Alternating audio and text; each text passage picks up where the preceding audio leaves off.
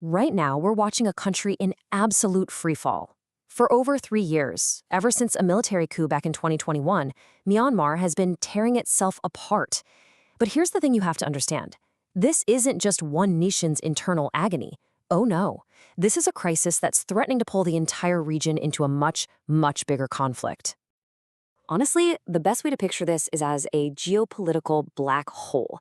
As Myanmar's state collapses, all that chaos and violence are creating a vacuum, and it's starting to pull its powerful neighbors, we're talking China, India, and Thailand, right into the fire. So the big question is, how could the breakdown of just one country become the spark for Asia's next major war? A war that could potentially reshape the region's balance of power for decades to come. Let's break it down. To really get how this fire could spread, we first have to look at the anatomy of the collapse itself. I mean, how exactly did Myanmar fall apart so completely and so fast? It all kicked off in February 2021 with a military coup, but this time was different. The people fought back. What followed was a bloody stalemate, with the junta using these absolutely brutal scorched earth tactics. But the real game changer was Operation 1027 in late 2023. That's when a coalition of ethnic armies just shattered the military's defenses. And now, the junta is barely clinging to maybe a fifth of the country's territory. Okay, so who's actually fighting here? Well, on one side, you've got the Tatmadaw, that's the military junta that seized power. And on the other side, well, it's not that simple. It's this sprawling, decentralized resistance. This isn't one unified army, it's a really complex patchwork of brand new People's Defense Forces fighting alongside ethnic groups who've been battling for self-rule for decades. And the human cost of this is, wow, it's just staggering. Over 3.5 million people have been forced from their homes. That's created a massive humanitarian crisis that is already, right now, spilling across the region's borders. The economic devastation is just as stark. The state hasn't just failed politically, it's completely disintegrated economically. The currency has plummeted, and poverty has basically doubled. We're talking nearly half the population now living below the poverty line, and this economic vacuum has created a perfect storm for something else to take its place. So you put all this together, and by any practical measure, Myanmar is now what we'd call a failed state.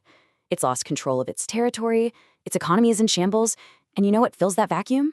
Illicit economies. It's become the world's largest opium producer and a global hub for those sophisticated online scam centers you keep hearing about.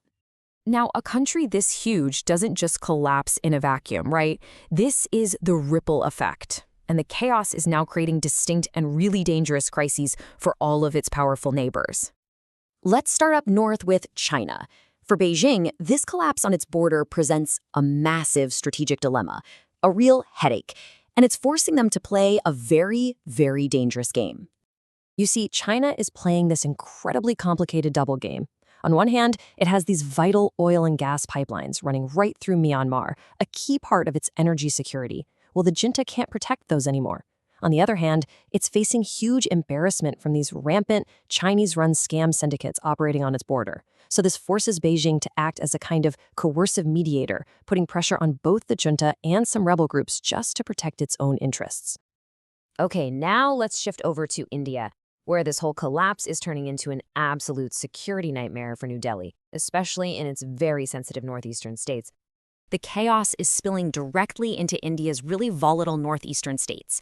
They're dealing with a flood of refugees, cross-border insurgency, and a huge amount of drug smuggling.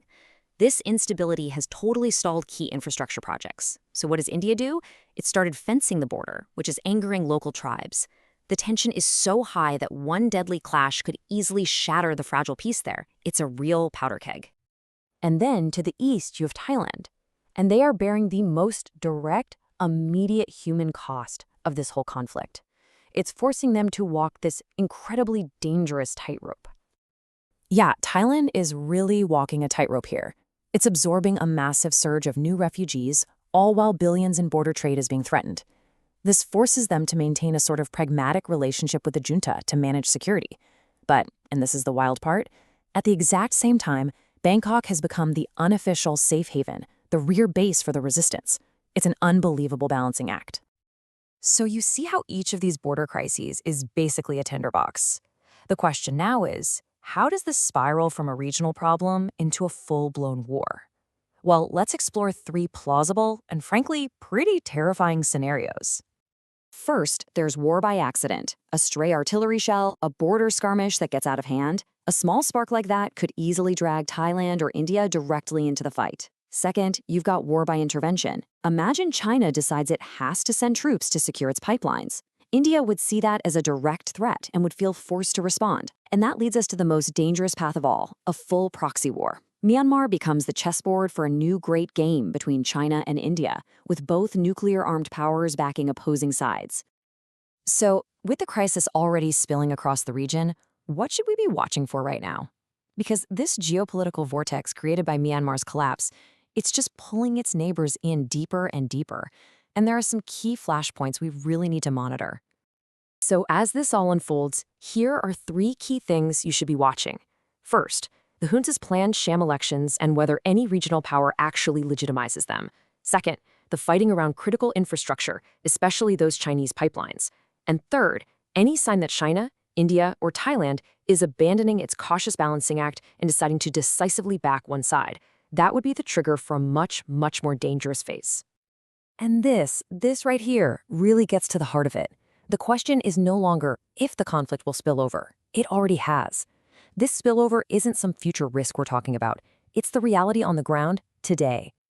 And that leaves us with one final chilling question. What's happening in Myanmar is a stark warning of how fast a domestic crisis can become a regional catastrophe. The fire is spreading.